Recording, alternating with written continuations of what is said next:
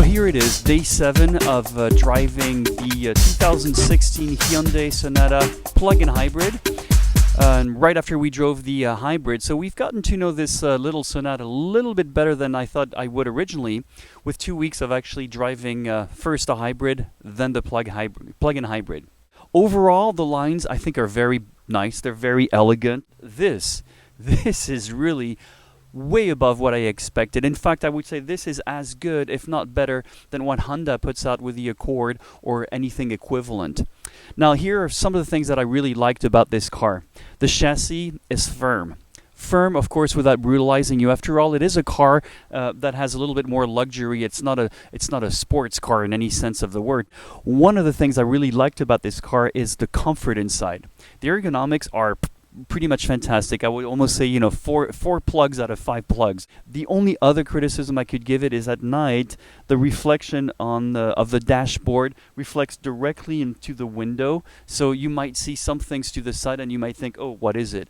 I'm trying to find criticism, but really there's not much to criticize about this car. I think this car really strikes a great balance between luxury, between, a good size sedan. You can drive in town all day long on electricity.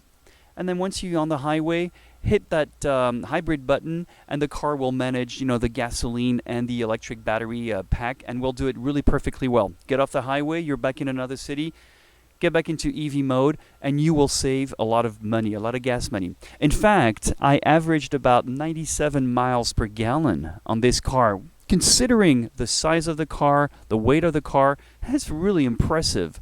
Another thing I really liked about it is the EV mode was actually very peppy and very zesty, again, for a car this weight.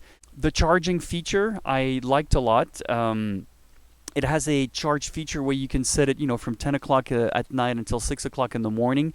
And then there are 2 features, either 10 o'clock to 6 o'clock until if you're 110, whatever it can do, or 10 to 6, 100%, and it'll try to go 100%. I'll explain in the article how that works, but those 2 differences make a lot of difference because sometimes you only have 110. In my case, that's what I have at home, and you don't really always have the opportunity to charge between 10 and 6. Besides that, let's have a look around. Again, I think Hyundai has done an excellent job, not only on the chassis, but on the interior. The interior is very elegant. The seats are, fully automatic, of course, up and down, forward, and all that good stuff. It doesn't give you a massage, but, they're heated. But those things are great. I love it. I have to admit, up until now, I always thought those creature comforts such as heated seats and heated steering wheels were for wusses. You have to be a wimp to want to use that. But I'm getting older, and I'm starting to really enjoy those things. And you know what? It was cold a few evenings, and I thoroughly enjoyed that. Another thing I probably didn't mention on the hybrid version, we had a full roof, full moonroof and sunroof. Well, full moonroof and half a sunroof, which was really excellent because I like to drive with that feeling of openness. The back seats are very generous. You can sit a 6'2" person behind without any problems. In fact, I'll just mimic it. I'm not 6.2, but I'm 5.9 or 10. I think 10. I'm not sure. I forgot. But I fit very well in it. Now, the only difference, obviously, between the plug-in hybrid and the hybrid is the trunk space. Yes, you do lose a little bit of trunk space, and instead of having a full, in the hybrid version, you can actually open up a little bit of that trunk space in between the seats and put your skis if you're going skiing or anything like that. You can't do that with a plug-in hybrid, simply because there is a battery pack that sits right here. So the battery pack in the hybrid sits low to the floor or to the floor pan behind. In the plug-in hybrid, it sits higher. It's a bigger battery pack. It makes perfect sense. Well, let's have a look inside now, shall we? The treatment of the interior is well done. It's very tastefully done. It looks good. You can see here the fake wood, and it looks good, actually. And as you can see on the inside, it's sober and it's elegant. In fact, I bet that if you actually didn't know what this was, you probably would wonder, what kind of German car is this? The back seats are very comfortable.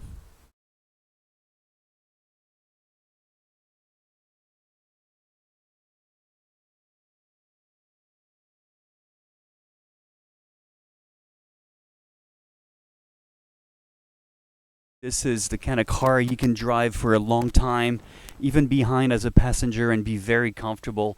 Like I said, I'm about 5'9", 5'10".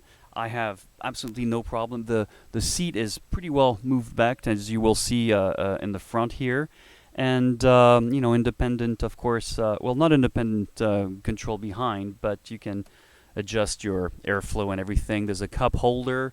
There's enough to put some magazines and, well, I guess when we used to use maps before. And that's it. It's a very sober inside. It looks really good. It's tastefully done. And again, I'm very impressed with Hyundai. Hyundai, excellent job here. The driving position is really correct, really good. No complaints here at all. It's a very comfortable car. The steering wheel feels good. It's leather. The shift falls nicely under your hand. The elbows are well rested. There's plenty of room in here to stock a lot of things. There is a cigarette lighter, 12 volts on both sides, obviously, a USB, and an auxiliary input right here, which is very important. Another thing, too, I probably didn't mention as well before is the infotainment. Same as a hybrid, is excellent. There are a few differences, of course. It's a plug-in hybrid. It doesn't use the battery the same way, so it'll give you a little bit more information about range and what's going on with the battery. The steering wheel is telescopic, so back and forth, up and down, and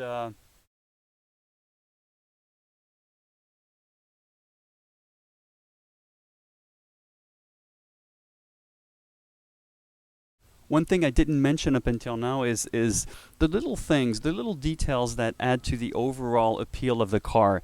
Is the driver's seat backs up to let you out and in of the car. And those little details, I think, add to the overall appeal of this car. And maybe this is another thing we can probably say about the Hyundai Sonata, the 2016 Hyundai Sonata, is that it's a well-packaged car. We've come to expect that of Kia, and Hyundai has definitely stepped up to that. This is a very well-designed car, very well-packaged car. So on behalf of CleanTechnica, we'd like to say, Hyundai, congratulations on that Sonata. For me, it's a solid 4.5 plugs out of 5. Well, we can't wait to see what else you will do with the other cars. We can't wait to see your first electric car, too. I'm really looking forward to that. We test drove the Kia Soul EV, and that was fun.